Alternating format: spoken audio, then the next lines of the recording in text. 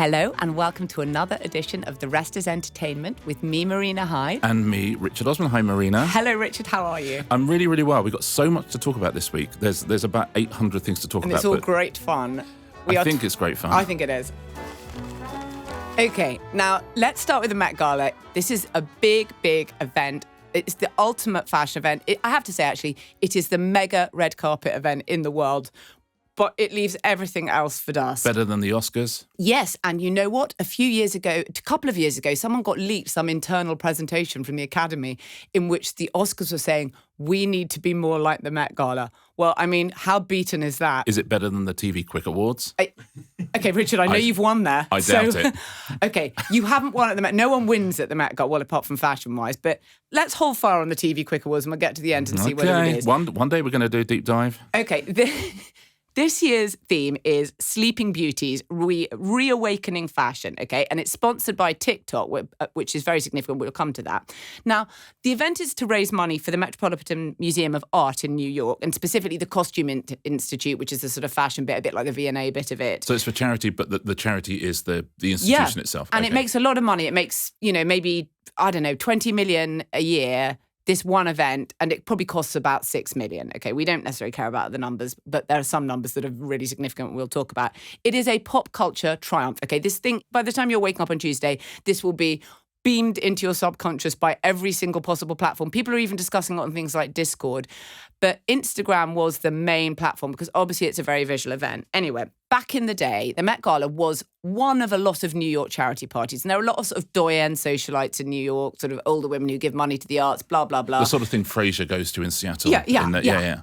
But Anna Wintour, the editor-in-chief of American Vogue, who is the most extraordinary Titanic figure, who has in so many ways has completely defined her era in fashion, she gets control of it in 1995. And as I say, it's a lot of charity parties in New York. And in those days, you could spend anyone, you or me, could spend $150 if we had it and go to the after party. And the tickets for the event itself were $1,000. Right, this is 1995. Okay. All for charity. This year, for one ticket, it is $75,000, which is up 30% on last year in this economy. So you can just go there. You can buy tickets. You don't just have to be famous. But you've got to be approved by Anna Wintour. This is the most dictatorial event. So you've got to pay 75 grand and be approved. It's like the David Lloyd Health Club. Yeah. Where you pay, but also, they show you around. You need to be approved. Yes, yeah. Okay. Now, Anna Wintour chooses the theme. She chooses every last tiny detail. But what happened after 1995, these socialites gradually started sort of getting binned off in favour of celebrities. And stars were desperate to get, actors, musicians. The Kardashians tried for years to get into this thing. And Anna Wintour obviously would have had a lot of views about how complete trash they were and wouldn't have let them in. Then, Kim becomes a businesswoman. Mm-hmm. She's interested maybe in prison reform, whatever it is. Anna Wintour suddenly thinks, okay, but something turns and she thinks, okay, she can get me a mega red carpet at a moment because this party is essentially all about arrivals. Yeah. All the stuff you see is people arriving in this huge tented red carpet area outside. It sort of, it actually obscures the front of the Metropolitan Museum of Art now, the red carpet area, which tells you quite how big this event is. And then you go up the stairs and you have to shake hands with Anna Wintour at the top. And I've spoken to people who go and say, you can genuinely see how scared the celebrities are to go up the stairs and shake her hand. So Kim Kardashian was never allowed into this event. Mm-hmm. And then eventually she gets in. And rather than, what you'd expect people to do is think, yeah, fuck you, you weren't interested in me before. I'm not going to go. What you do is you say, thank you very much. What would you like me to wear? Because Anna Wintour, to a huge extent, approves what people are wearing, which labels they're wearing. This year, Lauren Sanchez, who is a friend of the podcast. Big friend of the podcast. Jeff Bezos' fiancée. Yeah, Jeff Bezos' intended, Lauren Sanchez, is going this year. Now, there's been a huge number of articles. This is the level of Anna Wintour. There's been a lot of articles. Can I say, by the way, I've never seen you so happy. This is so cheery. I know. I love this. Anna thinks that Lauren Sanchez dresses trashy, and so she's going to choose what she's going to wear. And by the time you listen to this, we will know whether Lauren Sanchez wore Oscar de la Renta, which, by the way, is like... It says about you as a lady. First of all, it's like one of Anna Wintour's absolute classics and go-to. She wears it all the time. It says... yeah, I'm mega rich, but I've kind of got a foundation. I have a job which is philanthropy. It says that sort of thing. Like, I'm not some rube who's going to turn up in Ralph and Russo, okay, with some great extra embellishments all over my dress, okay? So Oscar de la Renta. For that money, I'd want Oscar de la Baia. You know what I mean? This is all I've got. This is all I have on the Met Gala. There are Marina. there are no comedians doing red carpet, but yes. there should be. Because, you're getting people who have turned up essentially in a sort of $100,000 gimp suit sometimes. Kim Kardashian once had the completely covered. She was in a sort of gimp suit, really. So this is the one every year with the most extraordinary looks. Yeah. Like people spend this is the hundreds of ultimate thousands fashion. on that. Yeah, and it's huge, and everyone wants to get in it, and it's now built up, and there's these dinners before. If you're asking me what happens in the party, there's very little. She's banned all social media. What she hates, apparently, is a party where people don't know what they're supposed to be doing. So everyone who works for American Vogue and a lot of other people besides are in there constantly saying to people, and now you go over here. There's some live performances. There's a dinner, which I imagine nobody eats. I mean, actually, Ozempic was pretty much launched at the Met Gala a couple of years ago. It all came into public, exploded into public consciousness when Kim Kardashian wore the dress that Marilyn Monroe had used to sing Happy Birthday, Mr. President to John F. Kennedy, which is now owned by some attractions place in Vegas. And she'd said, I've been so disciplined. I've managed to get down into this size in 3 weeks. And everyone's like, wow, that's amazing. She just like ate steamed fish and vegetables. Like, yeah. I think within a few weeks, everyone realized, oh my God, what is this thing called Ozempic? Because what is this Ozempic fish that seems to be... Yeah, the steamed Ozempic fish. Yes. And So that was a sort of big moment. But these are these huge moments. And what normally has happened is it's quite interesting. Vogue has kept it all on the platform. It comes out on Vogue.com. They haven't partnered with a TV network or streamer or anything, which they could do because it's quite, it's obviously very watchable, the arrivals. But they belatedly got properly into online, and now they've made all the right decisions. But Instagram used to take a lot of tables this event, and obviously it is most discussed on Instagram, or was, because I think Instagram was the thing that killed magazines. But anyway, this year it is partnered with supposedly soon to be banned platform in the United States, TikTok. Okay. I mean, listen, it's got everything I love so far. Yeah. It's got fashion, it's got TikTok. But it's got Oscar de la Renta. Yeah. I know that you now love Oscar de la Renta. One of my favourite boxers. But anyway, so it will be on TikTok. Now, I think Instagram will fall away because people will just want to see it on TikTok. The only place that you see internally in the party is the loo, where celebrities feel like this has kind of been licensed by Anna Wintour, maybe. So I will be so they have these kind of big group selfies where everyone is like mega famous, and they're like sitting on the floor, like smoking in the loos. In the loos, like yeah. In the loos. What are celebrities doing in the loos? I tell you what, I don't think we will see, but call me up on it next week if you do. You won't see any political protests at this event, okay? And if they do, they will not be being asked back next year. Nobody is going to make a political... that you might see a pin or a ribbon or this or that at other events. Anna Wintour does not want this at a party. And if you do it at a party, you won't be coming back next year. So it gets its enormous cachet from A, being incredibly secretive, but B, people... I'm not a fashionista. I don't want to break your heart or anything, but it seems to me that people who like fashion absolutely love fashion, and this is the absolute ultimate night of it. It's about a museum that is dedicated to fashion. It's run by a woman who sort of sat at the top of the world of fashion for many, many years, and it is attended by people who literally adore it. So anyone who is a fashion fan, it's like the World Cup. Yeah, for fashion. It's the World Cup for all red carpet things, and it's also kind of arty. It's like the extreme, you can go extremely big. You're not like, oh, did you have Oscar's dress for work, which is really like, did you just do old style Hollywood glamour is what people really want. Yeah. This is like, please go avant-garde. Please do something. Please like staple some felt around your head and look absolutely insane, because that's what we want. We want some people coming up who are, looking extraordinary up those stairs. And that you never mind, like, how are you going to, I mean, Kim Kardashian, how are you going to see in 1 year? She had her face completely covered with this black thing. I was like, how are you actually going to see? I mean, this couldn't be of less concern to these people. I'll be shepherded around the party by somebody. It doesn't matter. I know someone who once went to a celebrity party wearing a mask so people didn't know who they were. And he said, it's unbelievable that like none of the other celebrities talked to me until I took my mask off. And then they all went, hey, you're right, man. He said, I understood. I understood then why people spoke to me. God, that's a reckoning, isn't it? Yeah. It's haunting. Yeah. So now people can flick through TikTok, Instagram, every single newspaper will be full of these incredible costumes But it's costumes, is that what we it's call come them? from This nothing morning. in less than 30 years to be not nothing but a party that was quite glamorous. But no, To the you party. wouldn't have even registered in the public consciousness. Now, like everyone knows what this thing is, and it's entirely eclipsed the Oscars. But having said all of that, if I can return to top and tail this, Yes, please. where do you think it ranks next to the TV Quick Awards? I would say, well, TV Quick, TV Choice. Oh, sorry. That's the real debate. Sorry. Which of those is better? But listen, it's a decent third behind the two of them, isn't it? Yeah. I was reading about one of the so all the people who help out there have to be models. Yeah. But Or work at Vogue. But one of the models last year was too good looking, so they fired him. Eugenio Casnahi. All the photographers started taking pictures of him instead of taking pictures of celebrities. There's a picture of Kylie Jenner, Oh and my God. literally they're just Get me a focusing on poison him. apple right now, because if someone is too pretty, if someone's fairest of them all, that's it. No. Listen, you can look him up. Eugenio Casnahi. He just his non-disclosure has just passed, so he started talking about how they fired him for being too that's handsome. amazing. Yeah, the waiters and things like that are effectively cast. It's like a casting process.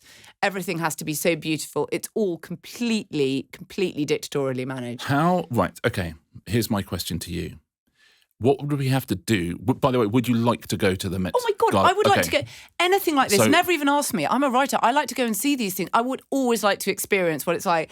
And I would stay right to the bitter end, try like I do at every party, trying to work out like who, how it's all working. Yeah, I love that stuff. So Anyone would. The dress code this year is based on a J.G. Ballard short story called The Garden of Time, which is an incredibly dystopian thing, sort of about rich people being overrun by the mob.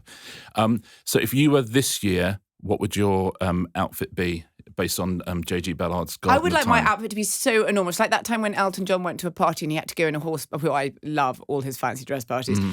When he had to go in a horse box, because actually the wig and everything was just so big. It's like, how the fuck am I going to sit down in this? Okay, don't worry, Elton, we'll put you in the back of a horse box. And he emerged in this enormous kind of Louis XIV flowing, brilliant. I would like to have a dedicated vehicle, possibly a Pantechnicon. Take me down Fifth Avenue. Yeah. Popemobile maybe. No, I don't want to spoil the entrance, so I don't want anyone to see me before I get out. Pantechnicon, like get me off the back of a sort of, low like that. Yeah. And just wheel me in. It's a little bit like a Dalek, isn't it? Can they go upstairs? Doesn't matter once you're in. But you've got to go up the stairs and shake her hand. So, yeah. Well, I wouldn't want to really wear flat shoes, but underneath, I think it might be wise if my dress was that big, because I don't want to fall down You don't want to fall down the stairs on the way to see Anna Wintour. Although would I give a shit once I've seen it one year. What do you think we would have to do by this time next year for you to get an invite? What would we have to? I think it would be impossible. I don't know. It's not I would love to. Come I on. would love to see it. No, I don't know, because I don't think you're allowed to talk about it. I can't sort of stop myself talking about everything. So I think I'd be the least welcome guest. You have to understand that fashion is a wonderful omerta, and once you're inside, you can't tell anyone else about what happens inside. Whereas I'm not about that. Well, listen, we won this time next year. Yeah. If I go, wasn't it the Met Gala last night? And you go, don't know. Yeah. I'll know. You got invited. I go, because she's been very quiet, isn't she? Or Marina? we'll do a link up from New York. And You'll literally, be here you're covered in in this glitter. studio, and I'll be like, sorry, it's still happening. I'm in the loo. It's Kylie Jenner. I would absolutely love that to happen. We should make that happen. Shall we move on to something that probably will go bankrupt, which is Clarkson's Farm, which has just started again on Amazon Prime. First 4 episodes have dropped. I think the next 4 are coming out this week. It is a show. Jeremy Clarkson runs a farm, the Diddley Squat Farm. It's a farm he bought many years ago, and the farmer who was farming it retired, I think, in 2019. And Jeremy said, well, look, why don't I farm it myself? And while we're at it, why don't we film that farming? Which, in the sort of realms of TV, you think, oh, Clarkson's going to be a farmer. If I was in that commissioning meeting, I'd say, listen, how many series do you want? Hello, goats. If they start escaping, Me! It is dependably brilliant, I think. I think it's unbelievably. It's an amazing show. Essentially, it's exactly the same as Top Gear. Every single beat is exactly the same. Jeremy's got his sidekicks. He's got Caleb and Gerald and Charlie.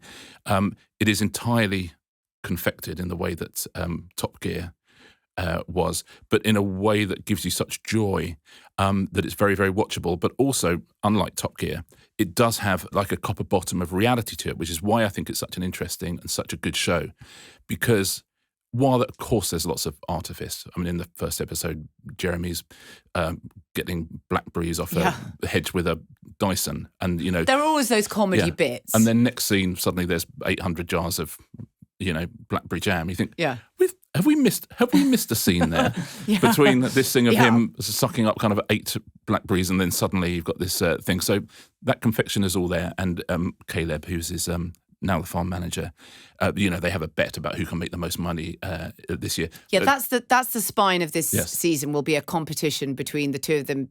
Caleb's doing the arable land, and Jeremy's doing the non-farmable land, basically. Who can make the most money? Yeah, which of course is nonsense, because of course they're not doing that. But you need that narrative spine. Exactly, and that's why. See, I think the real hero of Clarkson's Farm, and the real hero of that whole career is Andy Willman, who is the producer. So he was the producer on Top Gear. In fact, when Top Gear was taken off, him and Jeremy Clarkson went to the BBC and said, "Look, we've got this new version of Top Gear that the BBC, to their credit, actually looking back, said yes to, and it's made everybody hundreds and hundreds of millions." And Andy Willman is a brilliant producer because he understands what people want to watch. But Clarkson, we will get onto other interactions with producers, but Clarkson's key strength is he understands how brilliant Andy Willman is, and he listens to him, and he understands, which a lot of presenters don't understand, the value of a really, really good producer and what that producer can bring you, and the fact that you are made to look so much better than you would ordinarily be because a producer is taking care of that program. So Andy Willman did Top Gear. He's never won a BAFTA, Andy Willman. Well, yeah. Awards. Listen, bullshit. Come on. I've said it before. I mean, he looked sensational at the Met Gala, I'll say that. But he's never won a BAFTA. And then after the brouhaha at the BBC, when Clarkson was fired, rightly so, I think. I don't think anyone would disagree with that. They signed the biggest mega bucks deal you could ever sign with Amazon. I mean, hundreds of millions between Clarkson and Andy Willman and Hammond and May as well. And the Grand Tour has done great business for Amazon. But this is the show that's really, really done great business. I mean, it's probably a tenth of the price of it's the by Grand far Tour. Amazon Prime's most watched show in the UK. By far, it is. And I have to say, if this was on terrestrial, it would probably be the biggest show on TV. It's hard to know where it would sit. But... Well, it's the only show I can think of, actually, that would work at 9 p.m. on ITV and is a hit on a streamer. Yeah. The streamers have not been able to do that kind of factual, light entertainment type stuff. And this absolutely knocks it out the park. But the thing that's really genuinely great about it, because it comes from reality, I was talking to the producers behind it, and they said the very first... They made a little taster tape with Jeremy. Jeremy said, "Look, I want to do this thing. I've got a farm." And like anyone who comes in and says, "I'm doing this," you kind of go, "Oh, no." But they said they went along. So the people helping him on the farm were Charlie, Gerald and Caleb. They were all there in place. The first ever taster tape has got all of them on. They're really running this farm. Charlie's the land agent, we should say, and the advisor, who's unbelievably good. Amazing, because he absolutely does not play up to the camera in any way. His job all the way through, which is why it's such a great show, is Clarkson can say whatever he wants, whatever harebrained scheme. And then Charlie goes, "Here's the reality of farming in modern Britain." And it's sort of devastating. Such a great character. But it has this gravitas, because you're hearing tragic stories, and you hear this kind of the impossibility of making these things work. We should say he's probably getting about 10 million a series from Amazon, not Charlie. And he's very upfront about the fact that why this works. Yeah, but it is fascinating that it is a show about something. I mean, Top Gear is not about something, is the truth. I mean, it's lovely, it's got cars and we're mucking about, but it's not about something. This is a show you can't watch a series of this and not understand the countryside more, and not understand farming more, and not understand that industry more, and not understand the difficulties people running any sort of business are facing. It has a lot of truth at the bottom of it. The thing that I do think that is absolutely great about Andy Willman is that he is like one of those old-style Hollywood producers in a way, who understood a screen persona. Yeah. And I would argue that there's a bloodline to Clarkson's Top Gear persona in this show, in that he's an amateur, but he knows a lot about the subject, but he's an amateur, and he has harebrained schemes and what have you. And he now says, "Oh, I was just playing a character on Top Gear," which I think is quite, well, whether or not, but to some extent he is, because it is a screen persona, and it is so brilliant, that screen persona, but it has evolved. Well, it's interesting that his whole career, I think he sort of is a bit of a wink. And certainly people who do know him well and met him, you hear an awful lot of good things about him, but then you read some of the stuff, you go, there's a trouble with being a persona, is you can push it over a certain line. It's hard. Certainly, a lot of people who play a persona for a long time become that persona because that's where the money is. And you can see that culturally at the moment. Lots of people who started appealing to a certain base, it's the only way they've got to go. Clarkson is able to pivot because he's got more. If you can't pivot, it is diminishing returns, I think. And you have to get more and more awful. But actually, you need to keep a version of yourself. It's interesting. Yeah. I mean, sorry if I've told this story before. I feel like being on a podcast is a bit like being drunk. You're constantly thinking, did I say that 5 minutes ago? And also we're drunk. And also, yeah. So for Humphrey Bogart, they didn't know what to do with him at Warner Brothers. They didn't know what to... I don't think you have said this before. Humphrey Bogart played Vickers. They kept putting him in movies thinking, who are you? Who are you? And eventually they put him, as I've said before, I've definitely said this one before, the third version of the Maltese Falcon, and they're like, oh, I see you're Humphrey Bogart. But it took a while to realize, strangely, and then forever after you play that persona. Yeah. But this is what the old studio, in the golden era of Hollywood, they spent ages trying to find out what your persona was. And then, as lots of the actors ended up hating, you're made to play a version of that forever. But and to get back to Clarkson, he has adapted that. Yeah. And that is the key thing. But it retains elements of the original. And I think that this version of him, which I suspect is slightly nearer the truth, I think he can sail this very, very, very nicely for the rest of his career. As you say, it's really serious issues, and he's highlighted so many very, very serious issues facing farmers. The kind of farce of British bureaucracy, which is because season 2 was like their sort of. I guess the narrative spine of that was we want to open a restaurant and they managed it, and then it's like now the restaurant has to be shut.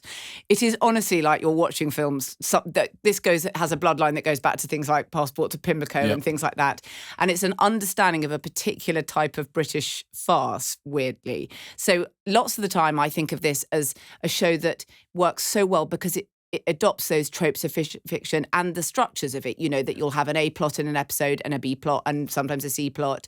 And then, of course, it looks effortless when you're watching it. And I know this is something we expect, but the reason this works so well is because someone has thought about it that carefully all the way through, and it comes off as effortless, which is how you know it's a win. It's interesting with Clarkson because obviously the reason he got fired from the BBC was supposedly assaulting a member of production team, and it was because he didn't get a hot supper. Because he didn't get a hot supper after filming. I spoke to people again on this show who said he could not be nicer on this program and easy to work with, and flexible and understanding of what's making it a hit. So you have to sort of applaud that. My 2 real encounters with Clarkson. The first one was after he'd been fired. The first thing he did back was he hosted Have I Got News For You? So Have I Got News For You? Got him as a guest host. So he hadn't been on TV, certainly hadn't been on the BBC since he got fired. And I was on the panel that week. And, I'm a fully paid up member of the producers union. So, I'd never try and be horrible or mean to anyone, but I absolutely did jokes all the way through at his expense. Yeah.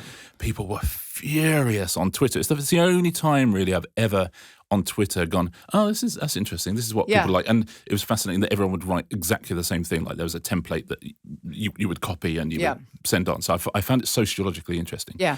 One person who didn't take offence at all, Jeremy Clarkson. Had a really lovely chat afterwards. Because, I was doing stuff off the cuff. He's the chairman on that show. He's getting paid 10 times more than the panellists. All his jokes are there. So I'm just riffing. So it was sort of bad on Twitter, but from that day onwards, it's the thing I get bought drinks most for. They go, oh, well done with Clarkson on Have I Got News For You? And that's the difference between real life and Twitter. One of the many differences. But afterwards he couldn't have been nicer. And then I was on Who Wants to Be a Millionaire when he was hosting, and there's a lifeline now which is Ask Jeremy instead of Ask the Audience. And I used that lifeline on the question that cost me £90,000. So he got his revenge. I get it. And look, it's of course there are issues with Clarkson's public behaviour and what have you. But if we're just taking this one show on its merits, I think it does an awful lot of good for the world. And he's done that very rare thing, which he's created something that is loved by people in the industry in which it concerns, and also people who know absolutely nothing about farming. And that is that is the true gift. If you can sort of bestride it all, so you can have the specificity, so that people in farming recognise all these things and think, they know it's yes, real. finally someone's saying this. And then people who have nothing to do with it think, God, that's a lot harder, and think more about how the things get onto their plate or whatever it is. Yeah. One thing I will say is, where do you stand on this idea that sort of Countryfile, which is the BBC show notionally set and dealing with similar issues perhaps to this, has sort of stopped talking about those things and has now become, I do not want to use the word woke, but we're using it as Well, Jeremy Clarkson's become woke. Jeremy Clarkson has become woke. And as that interesting audience research that we covered a couple of weeks ago on the podcast shows, that show now skews Labour voting, Clarkson Farm viewership. So that shows you, he's followed a mainstream, as it were. Yeah, he's a bellwether. Yeah. Sorry, he's a bell something. He is the Overton window. He is, exactly, yeah. But and there is a sense among some people that this is a better way to explore those issues, and that Countryfile to some extent has got kind of sidetracked talking about other things that don't really reflect the experience of life lived on farms in the countryside and the issues, and that actually this in a weird way, but this is always going to be more captivating and... Well, because it's a much, much, much, much higher budget. Yeah. We're quite apart from anything. Yes. But yeah, Countryfile as an absolute sidebar is a really interesting one. Again, that's Jay Hunt, who absolutely turned around Channel 4 when she was at BBC. It was like a little Sunday afternoon show. And she's the one who went, do you know what, if you put this in prime time and made this about the British countryside more than just farming, I think this would be a huge hit, and turned it into the biggest show on British TV. But I think, it's in its DNA as a Sunday night show, Countryfile. I don't think it was ever the biggest show on British TV, was it? Countryfile, yeah. You think? Yeah. Oh, I know. Really? What the viewers? Like 8-9 million every Sunday night, like crazy numbers. Wow. Well, because it's the British countryside, people absolutely love watching the countryside. But as I you say, stand most corrected. Okay. Yeah. But you're right. It lost. But it's not anymore. Yeah, but the Archers started as an educational program for an everyday story of farming folk. Yeah. And that's that's changed over the years. That's had a few detours. Yes. And there was a thing a couple of years ago, last year, with the Meghan Markle comments and Amazon. It was reported that they weren't going to be making any more. This is Clarkson's Meghan Markle. Yes, not Countryfile, not John Craven, who has been thus far suspiciously silent on the subject of Meghan Markle. Yeah. It was reported, I think, that they weren't going to renew the contract. I would be shocked beyond words if this doesn't run and run and run.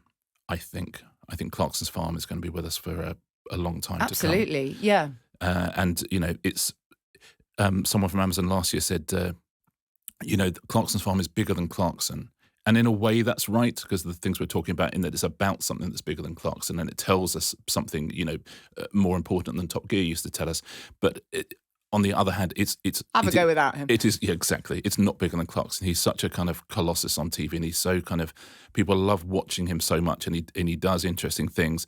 So listen, he's in he's spent his entire career in the court of the second chance, hasn't he? But at the moment, he's literally making hay. Isn't he? Very good. Yeah, that just came to me. So that's Clarkson's Farm, which is on Amazon Prime now. They've dropped the first 4 episodes, and I think the next 4 are coming a bit later. If I was going to the Met Gala, I would go dressed as Caleb in his tractor. Yes, yeah. That's what I'd like. On a $100,000 budget. Yeah, exactly.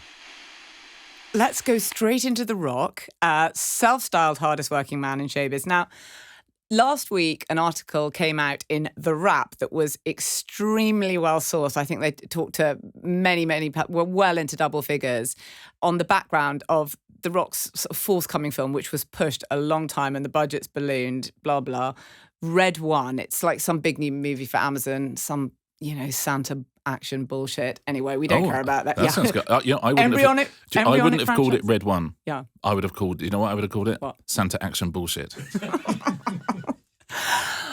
Right. Well, Santa Action Bullshit, working title. It's supposed to be an embryonic franchise. We'll see about that. Okay. But what's happened is that people have said a big part of the reason why the budget's ballooned, by the way, Amazon deny all this and say it's totally normal that the budget would balloon by $50 million, is The Rock's lateness. Now, look, I'm so thrilled this has come out because I've spoken to people on 2 of his most recent films.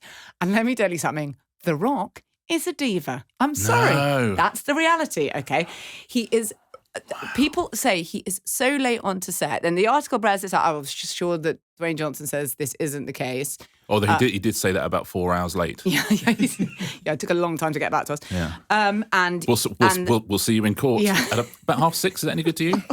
Everyone will have gone home. Now, what he does is he will turn up so late to set. And this, if you've ever been on a film set, and obviously, particularly for the type of movies he does, which are these big, ideally blockbuster movies that have crews of hundreds of people.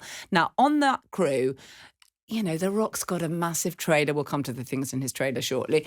He's got a massive trailer. He gets picked up by a car. He's in the most palatial place, accommodation. There are a lot of people on that crew who have to get there. The grips, the people who set everything up, get there so early. They drive themselves there and they have to drive themselves back at the end of the day. And you are back bargaining on 10 hours shooting, right? The Rock will give you 4 or 5 hours, according to the people who spoke to this article. Again, The Rock denies this, but this is borne out by some people I've talked to on 2 of his most recent films. And, what happens is you've got hundreds of people on often very low incomes standing around doing absolutely nothing. So you try and pull up things and try and do different things. You kind of shoot random stuff that you're probably never going to use just so people can be occupied. And then he turns up. Now, first of all, there's a lot of actors who will tell you they're the hardest working person in showbiz. I remember Gerard Butler saying, nobody on this earth, works harder than me. Wow. Now, when the UN do those reports into who has the toughest occupations on earth, and it's like salt miners and hazmat divers and Filipino fishermen, they never mention being Gerard Butler as one of those. It's just never in the list. I'd say being an actual butler would be harder work, I suspect. Oh, yeah. I mean, really. What? Another back-breaking day down the dressing up line. Come on, okay? This is not... You're so fated and coddled if you're an actor. And this is not to denigrate, obviously The Rock is a huge star and people go to the cinema to see him and people love him wrestling and all of that. And there's something about that that's ineffable and that you can't buy it, although it is quite expensive. Yeah. He can open a movie and almost no one can if he's in your film. It's very hard. Yeah. But you can't imagine what his day on set is like. I mean, there are people who are giving you absolutely every tiny thing. Your every need is attended to. Now, here is something that came out in this article, which has actually weirdly come out before, is that The Rock pees in water bottles because he can't be bothered to go, as they call it on a movie set, go 10-1. Which is when the actor's stepping off the set to go to the loo. 10-1 is... and you see everyone on the walkies going, yeah, he's just going 10-1. But on the walkie-talkies, all the runners, all the assistants, as the actor is coming to set, you'll see something, they're just stepping on now, The Rock's stepping on, and it will go down all the walkies on a sort of, almost like a receiving line, on his sort of 30-metre walk to set. That happens. Do you know what? Now? My favourite bit about being a TV presenter rather than a TV producer is when you walk on the floor and 4 people go, yeah, the boys are on the floor. The boys are on the floor. And you're like, oh, yeah, that's amazing. I'm one of the boys. So anyway, The Rock will go in a Voss water bottle. Those are quite big. Anyway, I don't want to get into that. But The Rock will use that. Now, of course, like all Rock stories, once it's come out, he finds a way to repurpose this to make himself sound like the hardest working man in showbiz, as opposed to someone who just literally hands an assistant bottles of his own urine. Like, come on. Okay, so he'll say, yeah, you know what? I don't even want to step off set. I don't even, I'm essentially the hardest working guy, and I don't want to leave the gym when I'm doing a workout. So yeah, I'll pee on bottles, but, sue me for being hardworking. Well, I just kind of slightly want to sue you for handing me a bottle of your urine, but... Yeah, that's... I'm surprised he hasn't marketed it. Yeah, so am I. It's coming. If you've got foxes in your back garden, you use tiger urine to get rid of them. But I bet the Rock's urine would do the job as well. Well, he has got a tequila brand, which I'm now wary of trying. By the way... Everybody has got a tequila brand. I know. And his tequila brand, and also everyone's tequila brand is worth $3 billion. I know. How is this possible? Yeah. Again, that's one for the rest is money. Yeah, I would actually love to know that. Given no one really drinks tequila. Well, they do, but they always immediately regret it. Yeah, like a bit, but it isn't like wine or beer. And they'll tell you this is a sipping tequila. I'm sorry, what? Come on, What's mate. a sipping tequila? $3 billion. I shouldn't have thought so. I would love to know the answer to that question. That's such a good point. Yeah. Why are all tequila brands worth $3 billion is our question. Yeah. Riddle me that, rest is money, because I'd like to know. Okay.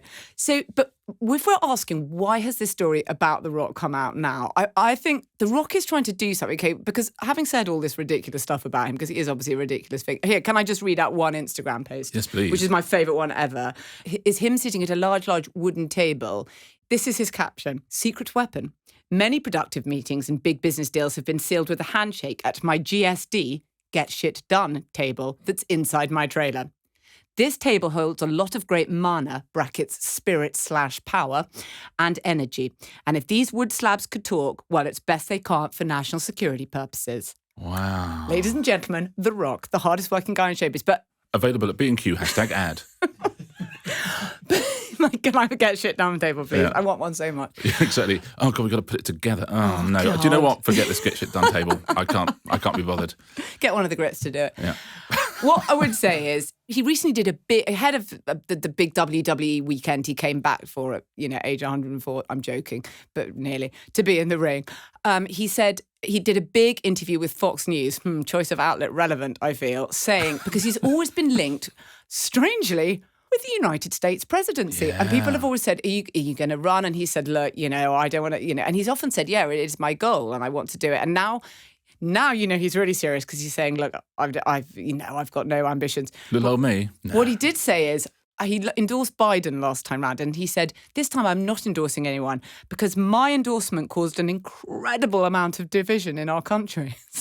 Yeah, that was the thing, wasn't it? Big market mover on that election, yeah. And he said... Because he came up for Susan Hall in the London mayoral elections as well, didn't he? He's it feels to a lot of people like he's repositioning himself for a run, and he said... And would he actually run as a Republican? I mean, it's so mad. People have said to him that you could be the president, although we do know that you can be extremely lazy. Yeah. And be president. You can basically play golf all day. Exactly. So naming no names. Yeah, and you can probably hand bottles of urine to your... Oh, yeah, I think that's basic, isn't it? Yeah. Funnily enough, the sitcom Young Rock, which is based on his sort of younger days, the framing of that is him having a presidential run in 2032. So this is one of those fun ones that will be played back to us in 10 years' time. So do you remember when you were having that big old laugh about The Rock running for president being lazy? Look at him now. Yeah, I should say that, genuinely stranger things have happened, as we've much already stranger. seen. He also claimed that 2 years ago, both parties approached him about running in this election. Okay, Rock. And he's had to say no for now. So he's really keeping it open. So I wonder whether people are just like... would they think he's maybe skewing to this iteration of the Republican Party, which is beyond the pale for a lot of people, whereas previously maybe it wouldn't have mattered so much. And I wonder whether people are now becoming willing to talk about the actual Rock versus the screen persona Rock, if we can return to personas. Gosh, that was a packed show, wasn't it? It was. Got Met Gala, The Rock, Clarkson. Very jolly. I'd love to see them all united in some format or other. You could come up with that, but... That's a show, isn't it? Yeah, that would watch. Yeah. Talking of Would Watch, recommendations? I have a recommendation, which is a returning BBC One show that is absolutely mega. The Responder stars Martin Freeman as a sort of night cop. If you've watched the first series, you know how good it is, but the second one has just returned and is terrific. And we just finished watching the ITV drama Red Eye, which I loved. It's set on a plane between Beijing and London, and it's absurd, but just the right side of absurd. And it's lots of good payoffs. I really, really enjoyed that. But also the wonderful novelist C.J. Sansom died last week, and so I would recommend, if you've not read any of his Shard Lake novels, they're absolutely brilliant. The first one is Dissolution. It's my mum's favourite author. It your mum's favourite of all time. So I said to my mum, will you tell me why you love C.J. Sansom so much? So if you don't mind, in tribute to C.J. Sansom, this is what my mum said. To me, C.J. Sansom was the best writer of historical fiction of our era. He made the times of which he wrote come vividly to life, not by accounts of momentous events in our history, but through the lives of the little people, through the journeys they undertook and the sounds and smells that surrounded them. His stories were all set against the backdrop of historical events we have all heard of, the dissolution of the monasteries, the sinking of the Mary Rose. We come across Henry VIII, Catherine Parr and Thomas Cromwell, but these are incidental to the lives of the rest. He is such a decent human being, so convincingly written, that you cannot help but empathise with his many trials and tribulations. I will miss him so much. Thank you, Brenda. So C.J. Sansom, honestly, that's wonderful. He was an absolute genius. Thank you, Richard's mum. Thank you, Brenda. And thank you, Marina. That was fun. That was brilliant. We'll see you for our questions edition on Thursday. Questions and answers. Yes. Please email your questions. TheRestisEntertainment@gmail.com. We'll see you then. Bye-bye.